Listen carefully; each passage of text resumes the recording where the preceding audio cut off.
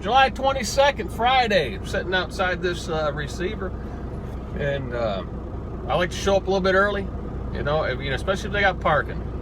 And this is good for all drivers. If you know the place, you can park there. Always show up a little early, because one, if they're by appointments, which this one is, some people don't show up, that might take you a little early.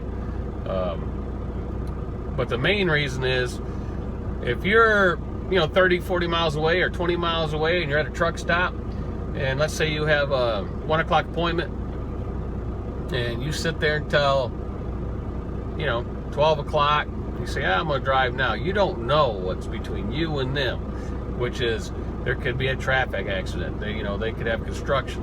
The road could be closed and things like that. Anything can happen in that time frame, which could make you late. And then some of these places will not unload you when you're late, and they'll reschedule you. And then what happens is you get all mad at the customer, at the receiver, when you're the one that failed to utilize your time management, right? Because you could have left a little early. So, I was at the OC in Indy the other night, and I was talking to James, and we were talking to some company drivers were there, and they were asking about independent contractor and things like that. And so they're asking, when's the best time to do it? How much money you need to save up truck wise and all that. So we're going to answer those questions right now. And everybody's business is going to be different. One size doesn't fit all. And the same thing with, I get all these questions all the time saying, how come you don't do stuff on taxes? Tell us about taxes. I can't tell you about taxes. There's a talk show host that likes to throw out numbers, percentages of what to, save, put for tax and all that, but that's not right, because everybody is different. Depending on how many dependents you have, you might not have to save anything for taxes, no matter how much you make, because of the deduction you get for them, for your dependents, would offset what you would have to pay in. And sometimes you get back money without even paying anything in because of the credits. So, and then, if you're a single person, then yes, you must put money back and pay taxes, because you really don't have any write-off except for your trucking stuff, and that's not going to be enough. Unless you have an old truck and it costs you so much money that you went negative. And, that does happen if you have an old truck. That can happen. Because rates for labors went up at these shops. They increased the time that they say it takes to do the job. So, what used to cost, years and years ago, $8,000 to $10,000 to do an in-frame is now $15,000 to $20,000. Some are $25,000 to $30,000. It depends on the motor. Depends what has to be done, and so on. So that goes to another thing. If you're looking at a truck, I had a gentleman email me. I'm going to call him up, and we're going to talk about a truck. He asked me about this truck he's looking at. Well, you got to look at the motor, and then do the research on the motor. Call that company, whether it's a Cummins motor, a Volvo motor, a Mack motor, a PACCAR, Detroit Diesel, whatever one it is. Call that company up or shop and say, hey, how much is an in-frame? A really good in-frame. If they say it's $15,000, $20,000, $10,000, whatever they say, if you're going to buy a used truck with a lot of miles that's not under warranty anymore, you have to make sure that you have that much money when you start the trucking business, and more, and a little more would be helpful, because you could have other things happen to the truck. But you always want to have enough money in reserve for the big repair. Now, if you keep that much money in reserve at all times, and you have a nice line of credit that you could access in case more things happen, you know, because you never know. There could be that year where, you know, you have a bunch of small stuff happen, and then you have the big thing happen, and you didn't have enough time to recuperate the money that you spent on, you know, the smaller stuff. So you always want to, you know, have that extra. Now, if you have a brand new truck that has a warranty, you don't need as much money in reserve. You got time to save up that money. So when it becomes used after the warranty, you have the money to fix it. And that's the big key. A lot of guys, if they get a new truck, they won't save that money. And then that goes to where, you know, there's programs, you know, like over here they'll have a maintenance program, right? If you have a lease purchase truck, they'll set up a maintenance program for you, and they'll take the money out and put it in an account for you. Because some people aren't disciplined enough to save that money like that. You know, if something happens or they see something they want to buy it, they'll just take the money and spend it. And, oh, the truck ain't gonna break, but they don't look towards the future, right? Because the first 2-3 years, all they're gonna have to do on that new truck is oil changes. You know, they might have to do an alternator or something like that, which isn't a whole lot of money. The things you'd have to pay for is not a whole lot of money. So they get in trouble because all of a sudden, if they do a 5-year note, around the 3-year mark or so, they're out of warranty because of the miles. If they're putting a lot of miles in their truck, they got 2 more years to pay on the truck.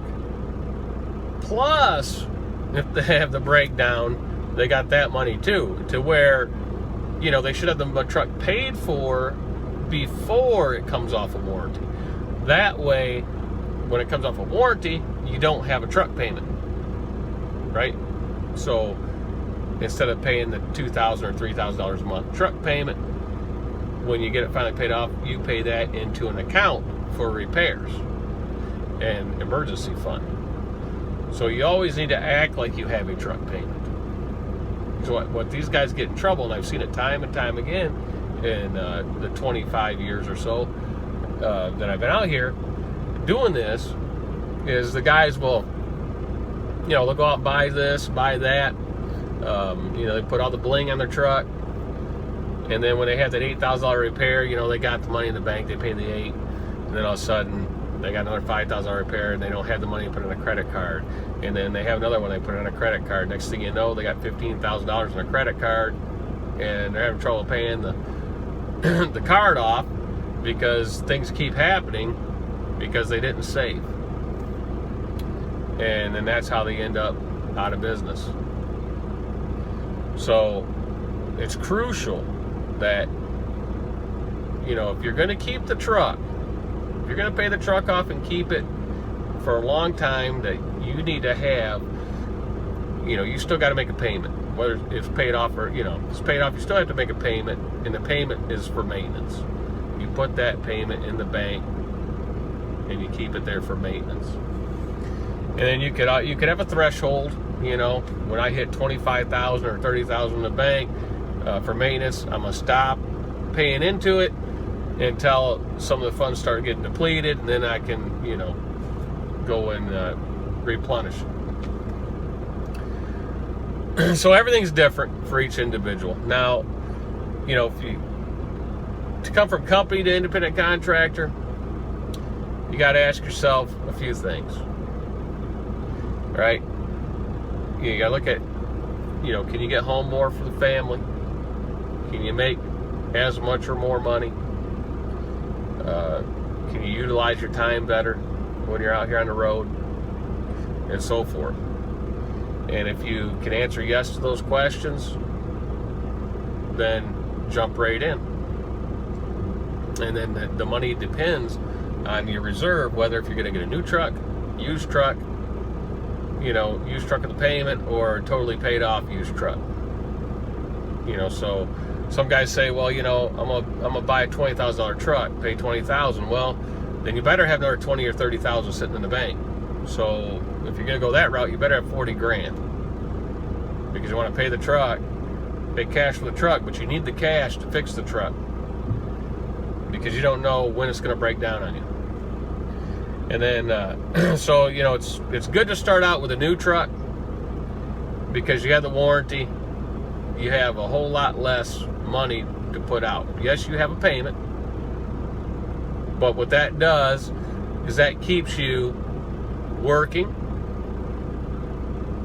and you learn how to pay that high of a payment. So when it's paid off, if you keep up that strategy, you'll be successful because you'll always have the money to fix the truck. The guys that really get hurt are the ones that buy a used truck. Let's say they finance a used truck, $30,000 truck, and they do a 5-year deal. It's kind of like a car, right? They're $500-600 a month. They're, oh yeah, you know. So they work a few days. They got enough money in the bank. You know, they get a little paycheck. They don't say nothing for the repair, but you know, oh, I'm paying my truck and everything, man. I'm sitting home for 3 or 4 days. They don't do the work ethic, right? They're not out there working. They're more time at home, which is nice, but well, that sets them up for disaster because, you know, they save up a little bit of money, the truck breaks. They spend it. Oh, I got to start working, man. The truck broke. You know, my money's, you know, depleted. So they start working, but then all of a sudden they have another breakdown, and they don't have the money to fix it. So then that's where that credit card thing starts going up. So, you know, you got to be sensible at how you run this business to be successful. You got to have discipline, and sometimes you have to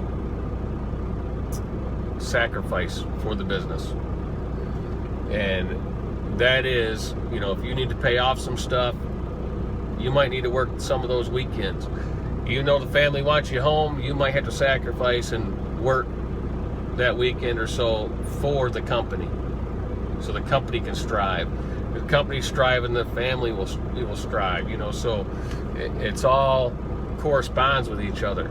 If your trucking business is doing good, the family's going to be doing good because there's not going to be as much stress there. The money's going to be there. And everybody says, well, you know, money's not everything, but yeah, in this business, it's about everything, because if you don't have the money to fix the equipment, then you don't have a business. And, you know, if you got the money to do all your home stuff, run the business, it makes it a whole lot less stressful and makes life easier. So, enough of that. Video's getting long, so we're going to talk to everybody later. We'll see you.